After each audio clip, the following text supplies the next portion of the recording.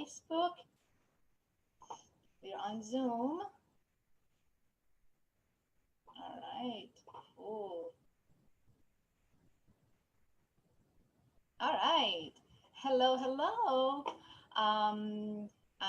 It's Layla here again, and I'm here back with the second live of the second video of the free workshops that I have put out there for parents and families, grandparents and parents, called Kids Grown Revolution. It's a free workshop, and I am sure that you guys have already seen it.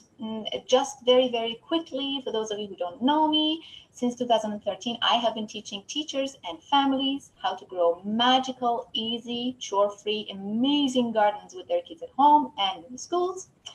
I am a teacher, a researcher, a permaculture designer. I have a master's degree in the topic, blah, blah, blah. I don't want to bore you a lot with that. So let's get to this quickly, because in this video, there's a bunch of goodies that we want to be actually talking about.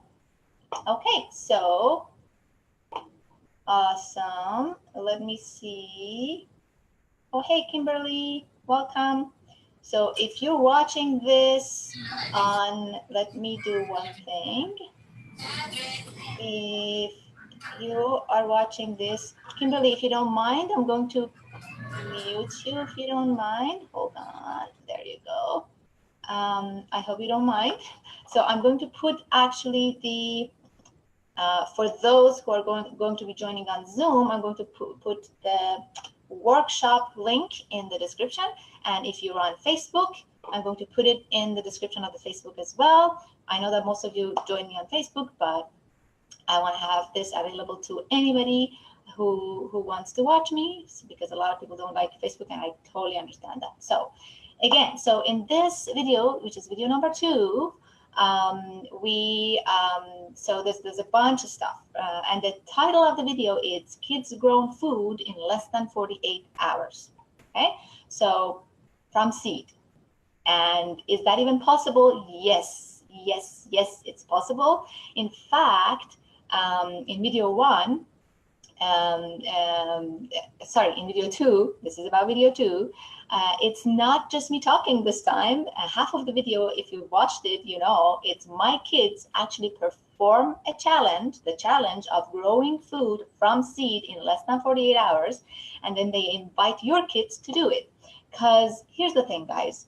One of the main concerns that I hear from the Yes But parents, and you know who they are if you've watched the video 1 of the workshop, they think that they can't do this for their kids or with their kids because they are very busy. I mean, who isn't busy, right? I'm probably the busiest. I mean, everybody thinks they're the busiest parent in the world. That means they really think that growing food is very time consuming. It's a very time consuming task. That's the myth, right? So the challenge my kids are successfully performing in video 2, which your kids are invited to do it, is to show you and to show your kids that it doesn't have to be time consuming at all. I mean, how cool is that for your kids to actually start food from seed and eat it in less than 2 days, right? So seriously, go check it out. It's all in video 2, and under video 2, there's a 1-pager, and there's a handout under that video, which, you know, takes you through it. 1, 2, 3, 4. That's how you kids should do the challenge. Or you can have them watch my kids do it, and then they will actually see it, which might make it easier for them. Okay, so again, if you haven't been in the workshop, the link is in the chat box if you're on Zoom, and it's going to be in the description if you're on Facebook. And if you're watching a replay on YouTube, then I'm going to put it in the description there as well, because not everybody can join me live. So let's get to the teachings of video 2, because there's also a bunch of stuff that I actually taught.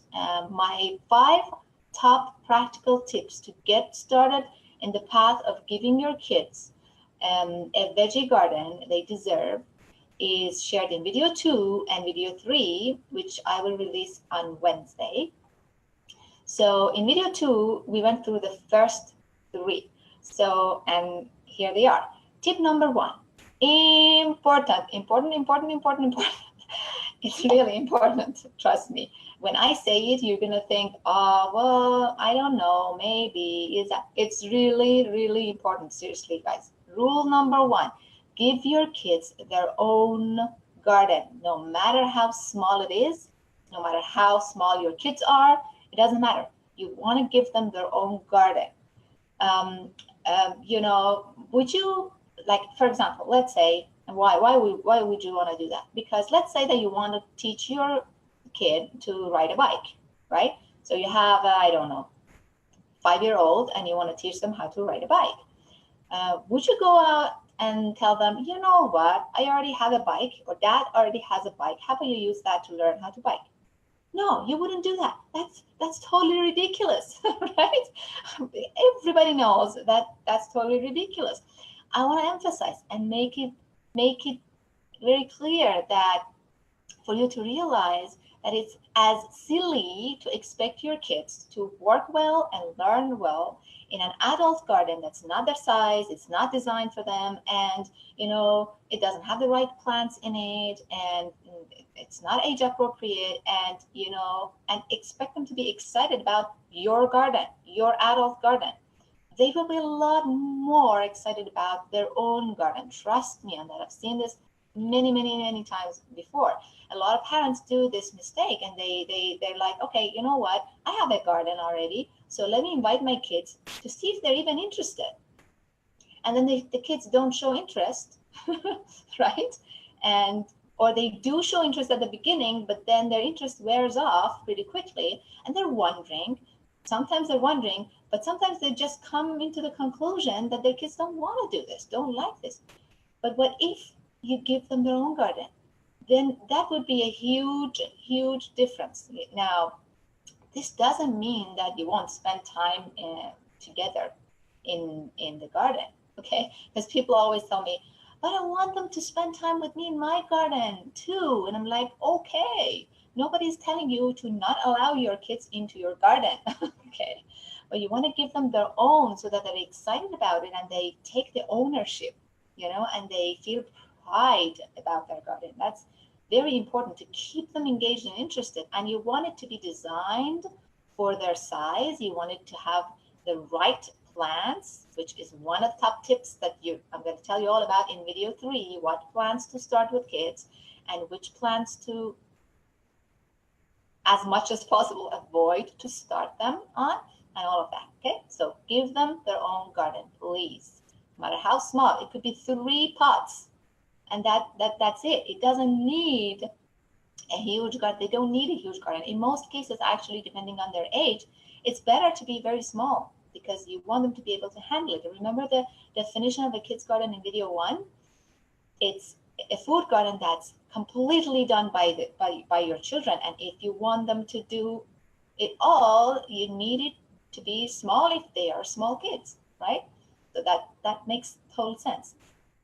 Okay, now let's get to tip number 2. Also very important. I mean, if you accept rule number 1 and you give your kids their own garden, then this tip number 2 becomes hugely important. Like, I can't emphasize it enough. It's essentially a bright line rule.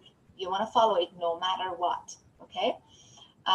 It's very important. So the rule is put the garden where the kids already are. Let me say that again. Put your kids' garden, so you're giving them their own garden, okay?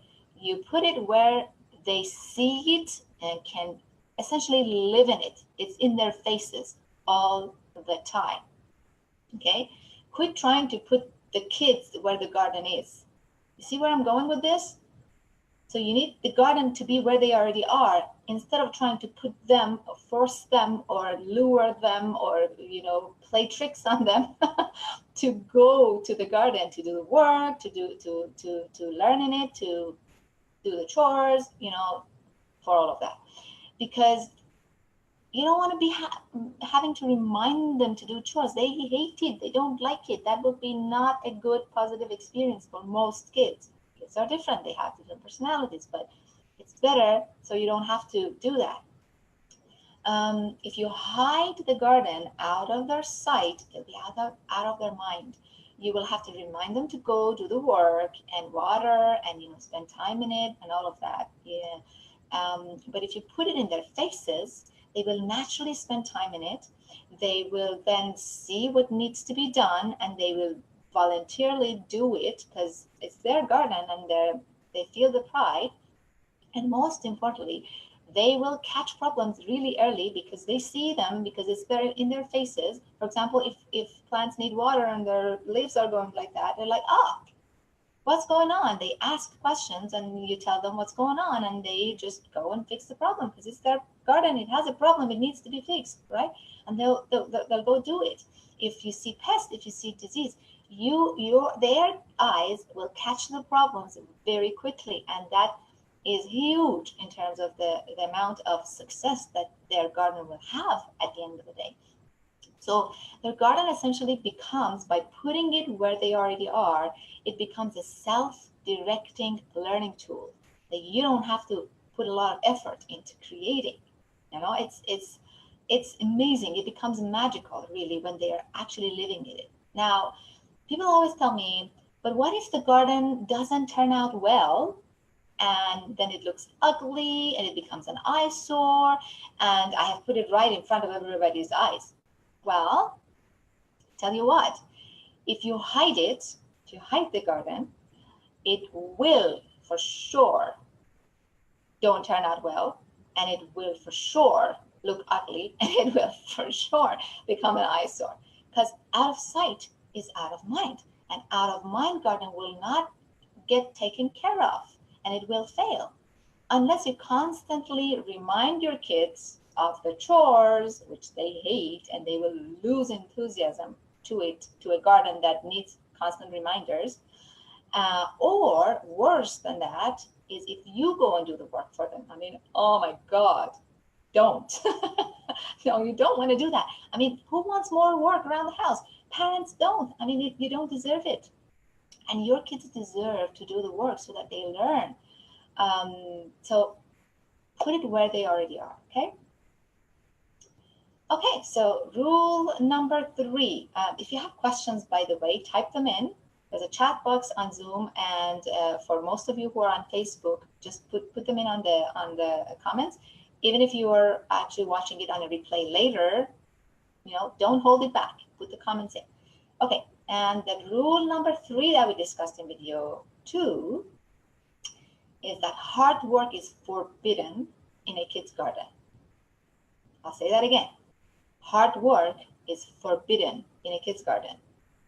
When I say this, people, I don't know, for some reason it creates such a controversy, because people are like, but the reason I want to give my kids a garden is for them to learn hard work. And seriously, I want to scream, no! That's so twisted in so many levels. And that mindset creates so many issues and problems for you. First of all, that implies that growing food is hard work. It requires sacrifice and hard work, which is, first of all, not true. Second of all, you don't want your kids to have that type of first impression about an activity you want to introduce to them, right? So it's wrong. It does not require hard work and sacrifice. It does, however, require smart work. And there is a difference between hard work and smart work.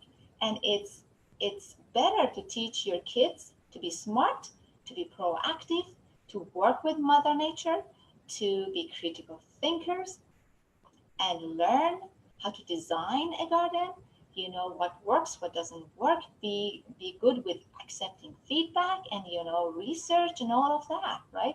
So I think that's really important, and none of that requires hard work. It requires smart work, and that's what we want to teach our children in a garden. And there's plenty of opportunity in a garden to teach them critical thinking and hard work and working with Mother Nature and accepting feedback and being grounded and all of those wonderful, wonderful things that come with growing food.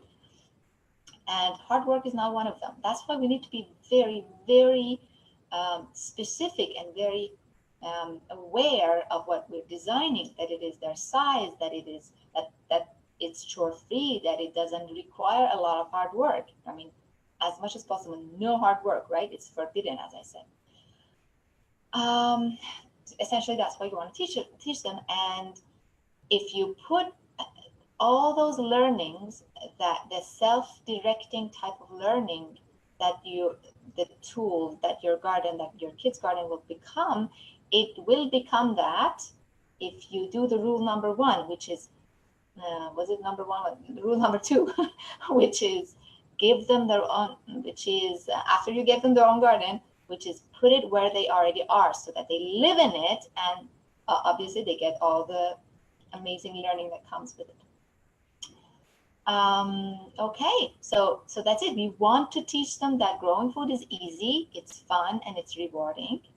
And all they need to do is to listen, to observe, to pay attention, to cherish feedback that Mother Nature gives them, to learn. And if that happens, their garden will magically grow, like seriously, like magic. Trust me on that. I've seen it so many times. So go get it in there, guys, and watch the videos. And the third one is coming up. It's going to come up in your way on Wednesday. I'm releasing on Wednesday. Get your kids to do the video 2 challenge and post your pictures in the Facebook group. Our Facebook group, if you're not there yet, it's called Kids Grown Revolution. So go join there. There's like a bunch of exciting stuff happening in the group. So, and to do a very quick recap of what we talked about, in video 2, my kids challenged your kids to do a challenge of growing food from seed in less than 48 hours. I taught my 3 top practical tips to get started on giving your kids their own garden. Give them their own garden, put their garden where the kids already are, and hard work is forbidden in a kid's garden, and we need to be smart in design to make it chore-free. And in video number 3, which is going to come out on Wednesday, I will give you the last top 2 practical tips, because video 2 and video 3 is the 5 tips. We talked about 3 of them in video 2, and the last 2 are coming in video 3. And go get your kids in the challenge, guys. I will, it will only take 5 minutes, and they will get food in less than 48 hours. I mean, how awesome would that be? Even if they don't like the taste of the food, seriously, because my little one, you'll see it actually in the video. She's like, taste it, and she's like, I don't know about that. And right away, I'm like, you know what? That calls for a second challenge, which means you guys need to come up with a sauce, like cook a sauce that you pour on the food and you like to eat it. And they're like, yay, let's do another challenge. So there's always, so see, here's the thing. It's all about parenting, right? It's all about parenting to keep them excited and get them excited. And that's it for today. Okay, so I can't wait to see the pictures of your kids' food grown in less than 48 hours in the Facebook community. Okay, so go crazy on it. Okay, the more fun we have, the better. So see you in video number 3 very soon. I am going to go now. Let me drag the Facebook in front of me because I haven't been paying attention to it, obviously, because I've been talking. Let me see if there's any questions right now. None yet. Oh, but it's reaching out to people. That's good. It reached 91 people already. Awesome. And we have some engagement. So if you are watching this on replay, because it's going to finish very soon, please make sure that you put in your questions in. And most importantly, go get your kids to do the challenge. And I can't wait to see the pictures in our Facebook group. All right, then, guys. Thank you so much. I'm going to be saying bye. Bye-bye. Oh, what happened to... There. Okay, bye. See you soon.